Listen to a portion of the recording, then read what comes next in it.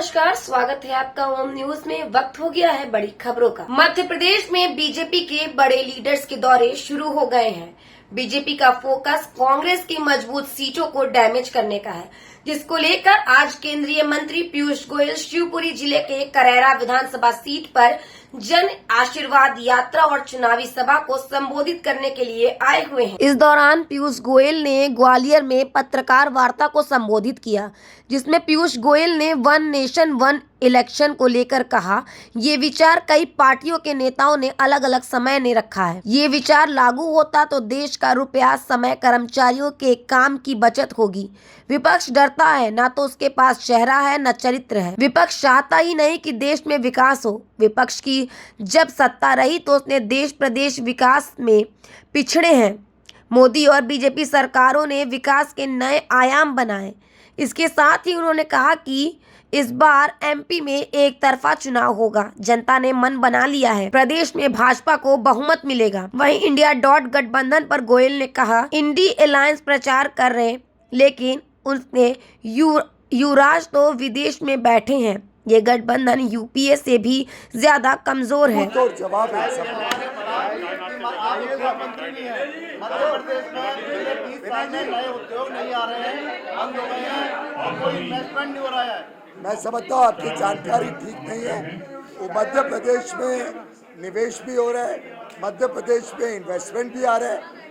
मैं स्वयं बता सकता हूँ कि जब हमने टेक्सटाइल की पीएलआई स्कीम निकाली, सबसे अधिक निवेश मध्य प्रदेश के लिए आए। आज मध्य प्रदेश की जो औद्योगिक नीतियाँ हैं वो इन्वेस्टर फ्रेंडली है। आईटी सेक्टर हो, टेक्सटाइल सेक्टर हो, फर्नीचर सेक्टर हो, टॉय सेक्टर हो, ये सब बड़े रूप में मध्य प्रदेश।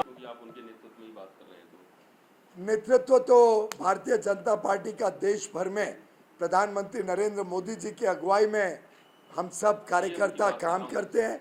मध्य प्रदेश में भी हम सब मिलके काम करते हैं।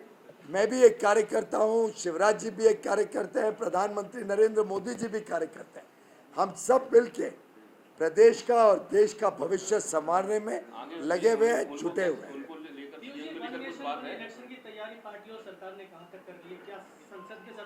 अभी एक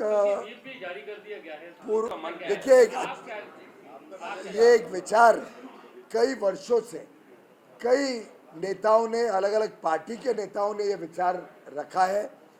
विचार के ऊपर पूरी गंभीरता से और गहराई से सभी उसके जो पहलू हैं, उन पहलुओं को सामने लेके, उनको सामने रखकर इसमें से एक अच्छा अगर मार्ग निकलता है तो मैं समझता हूँ देश के हजारों करोड़ रुपए जो अलग अलग समय इलेक्शन में लगते हैं, जो देश की व्यवस्थाएं पूरे समय इलेक्शन में व्यस्त रहती हैं, जो हमारे शिक्षक जिनका प्राथमिक काम शिक्षा देना है, उनको अलग अलग चुनाव में लगना पड़ता है, जिससे उनके काम में कठिनाई आती है, हमारे विद्यार्थियों को कठिनाई आती है।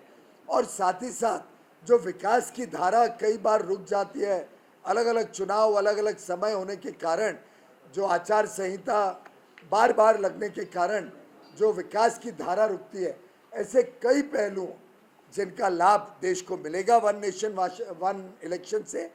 लेकिन इसमें सभी के विचार सम्मिलित हो, सभी की अलग अलग परंपराओं को सामने रखा जाए, उसको सुनिश्चित करते हुए, उसका सम्मान करते हुए कैसे इसको आगे बढ़ाएं। ऐसा है कि विपक्ष डरता है, क्योंकि विपक्ष के पास ना तो चेहरा है ना चरित्र है। विपक्ष चाहता ही नहीं है कि ये देश में तेज हो विकास की धारा, और विपक्ष के काम का तो हम सब ने अनुभव किया ही है। आखिर आज़ादी के बाद लगभग अधिकांश वर्ष तो विपक्ष के और ख़ास तौर पे कांग्रेस की सरकारें रही हैं, और हमने देखा कि चाहे वो कांग्रेस की सरकार हो, मध्य प्रदेश की हो, केंद्र की हो, अलग अलग राज्यों की हो, उन्होंने देश को पिछड़ा ही रखा।